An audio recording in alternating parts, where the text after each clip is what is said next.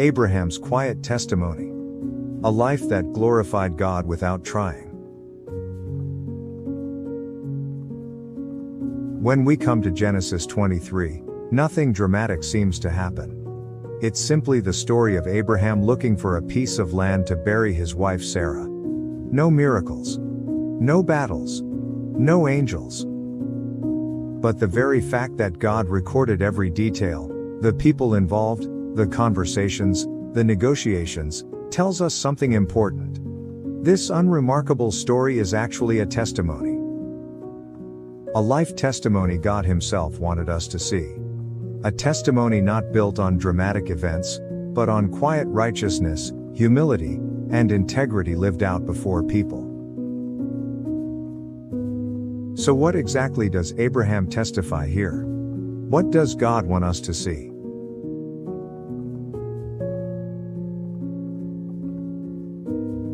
Abraham saw himself as a foreigner, even when others saw him as a prince. In verses 4 to 7, Abraham calls himself, "I am a foreigner and a stranger among you." Yet the Hittites answered him, "You are a mighty prince among us." These two statements reveal a striking contrast. Abraham sees himself small. The people see him great. Why did they respect him so deeply? Why did they call him a mighty prince? Because they had witnessed the power of Abraham's God. They knew the stories. How kings like Pharaoh and Abimelech feared Abraham because God defended Sarah. How Abraham miraculously defeated the coalition of kings to rescue Lot. How God's favor rested visibly on his household and possessions.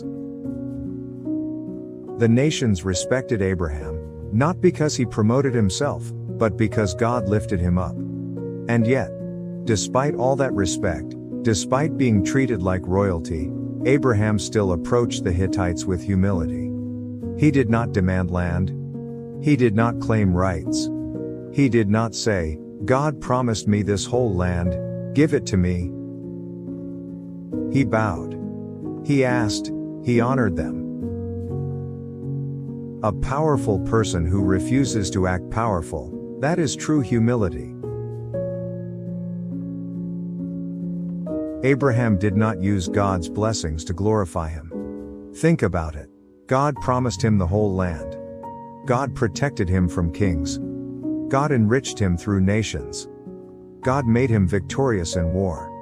If anyone could boast God, it was Abraham. And yet, he didn't. He never said, "Look at how powerful my God is. I won the war because God fights for me. I am wealthy because God favors me." Although all of these statements are true, Abraham never used God's blessings as a stage to promote God, or how blessed he appeared. Instead, when Ephron offered him the cave of Machpelah, Abraham bowed with his face to the ground. Not out of weakness, but because he recognized his rightful place before God. And before people.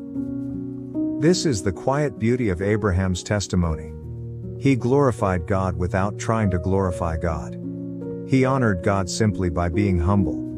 A humility deep enough that it spoke louder than any words he could use to glorify God. Many Christians miss this. We try too hard to give God glory. Many of us carry a burden. I must glorify God with my life. I must be a good testimony. I must show others how great God is. So we try. We speak spiritual words. We share testimonies. We say the right things. But sometimes, without realizing, we start performing.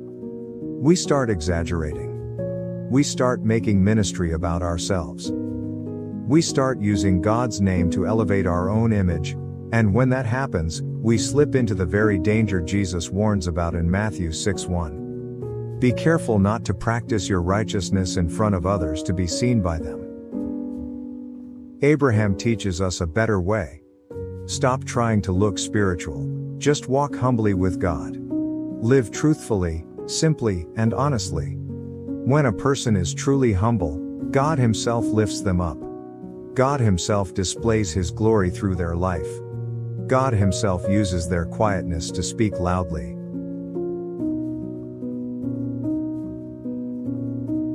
Your testimony comes not from self-promotion, but from humility. Abraham didn't preach to the Hittites. He didn't explain God's greatness. He didn't defend himself or demand anything. He just lived faithfully. He honored people. He carried himself with integrity. And the people said, "You are a mighty prince among us." They saw God through Abraham. Not because Abraham tried to show God, but because God was genuinely with him. This is the testimony Scripture wants us to see in Genesis 23. A humble life, a quiet faithfulness, a heart that stays small before God, even when God makes you big before people. And that kind of life gives God the greatest glory. So let me ask you, do you ever feel pressure to be a testimony? To show people that God is real? To prove that you are faithful, spiritual, or strong? Sometimes we try so hard to glorify God, that we end up performing spirituality instead of truly walking with Him. But Abraham shows us a different way. A quiet way. A humble way. A way where we don't need to prove anything. This is the kind of life that glorifies God without effort, a life that truly rests under His hand. If this message speaks to you, if you desire to know God in a more intimate and real way, if you long for a faith that is steady, humble, and rooted like Abraham's, then I want to invite you into our Key of David 30-day devotional journey. Each day will guide you to slow down before God, listen to His voice through Scripture, enter deeper rest, and discover the quiet strength of a life that walks with Him.